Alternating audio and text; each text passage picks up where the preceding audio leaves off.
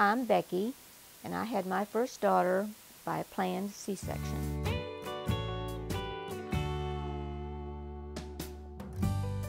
I'm Rebecca Thurl-Keld, but most people call me Becky.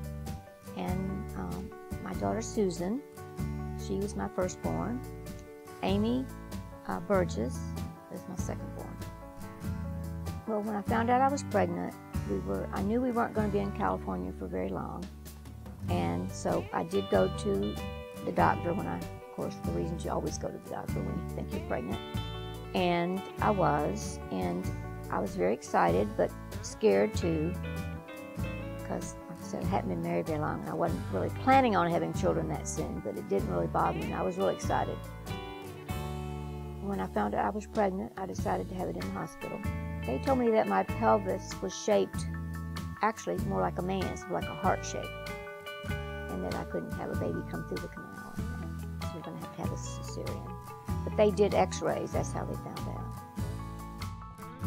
Well, back then, when they were operating on you, they wanted to take the appendix out in case you had an emergency or got inflamed or something like that. They'd have to go back in there, and that would not be good. So that's the way they did it. At least the hospital I was at. They didn't want to anesthetize you or put you to sleep during that time, because whatever they did to you, that happened to the baby too. So they needed to be able to get her out of my stomach before but they didn't put me out at all with that birth. I remember that the people in the room when I was being operated on, because I wasn't asleep, was the surgeon, my baby doctor, and nurses. I probably went in surgery at 8 o'clock probably, and I would say she was probably out within an hour and a half.